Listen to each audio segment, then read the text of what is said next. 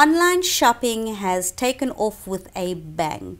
In the last 12 months, there has been a huge increase in the number of consumers spending money online. But is that going to make for a good or a bad Black Friday? With us in studio, we have Vincent Hoogduijn. Have I said it correctly? Yes, Mashika. Okay, Welcome. CEO of e-commerce at Media24. Welcome, Vincent. Thank you. Vincent, are there any consumer trends surrounding Black Friday, specifically with regards to online shopping? Yes, a lot of trends, a lot of positive trends. If we look at retail in general, we know it's easy to measure things online. So if we look at our growth numbers over the last 12 months, we have certain expectations for Black Friday, and they're all looking very promising. I see something that's been happening as opposed to other years is that we've sort of had a Black Friday week. There have been very many specials on very many brands a couple of days before the actual Black Friday. Is there some reason behind that?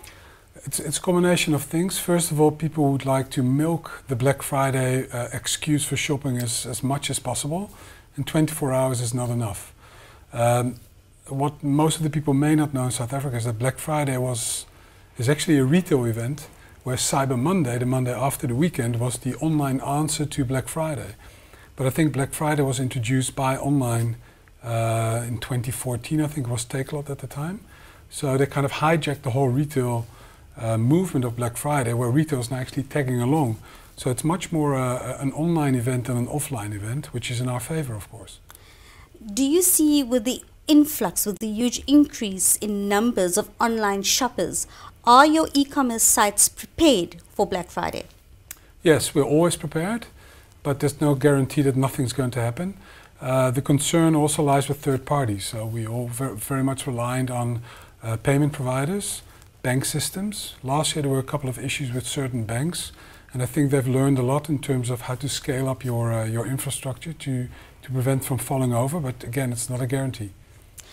Have retailers had to change any of their ways of doing business to accommodate Black Friday?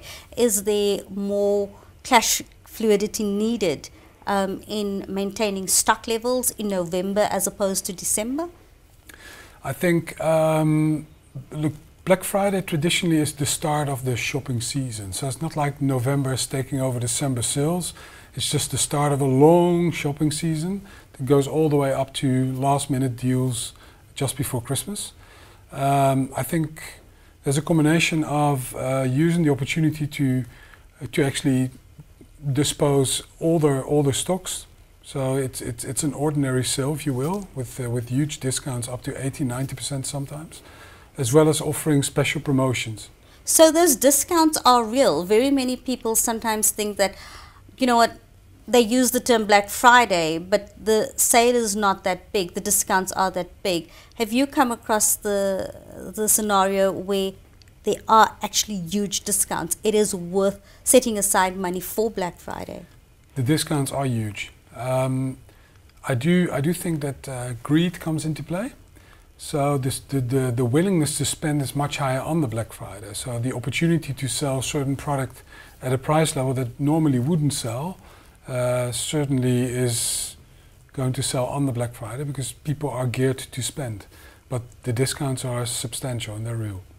We know that there are very many factors that contribute to the economy, contribute to the growth of the economy, contribute to sales, contribute to spending factors. We've just recently had Robert Mugabe step down as head of Zimbabwe. Do you think that will have any impact on South Africa and South African consumers in particular? Not so much in the very short term, but if you look at the Zimbabwean labor force in South Africa, which is quite substantial, they may actually reconsider their options and move back home, which creates a kind of a gap that needs to be filled. And whether that has an impact on retail or not, I can't really tell, but I don't think it will have a negative impact. Some tips for your shoppers, for your online shoppers. Give us some tips. Spend wisely. Don't spend because you think you're going to miss out, because there's a huge FOMO movement during Black Friday. Spend wisely because not just for Spree, but in general, there's always good deals. There's always certain things you may or may not need. So spend wisely and do your homework. The beautiful thing of online is you can do price comparison, you can just sit down, relax and look at all the different properties online to see what you want to buy and then just make up your mind. And from a financial point of view, you know, if you can't help yourself, please manage a budget before you go online and spend it all. I think that's a very, very good point to do. I think very many South Africans, because it's online, don't even factor that into their budget because online is not seen as a physical activity. So I do think that that's very, very important to get South Africans to actually include Black Friday into their monthly budget, because we now know that it is a shopping phenomenon. We do now know that it is a retail event that will be taking place every year. Do you find that consumers are becoming a little bit more conscious in terms of budgeting with regards to shopping?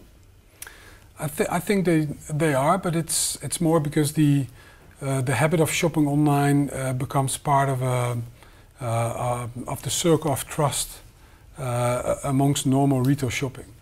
So I think because it's more normalized now, it's part of a usual set of habits. Then the spending shouldn't be as outrageous as it may have been before. There you go. If you do have the money to spend, go forth, spend wisely, and have a good Black Friday.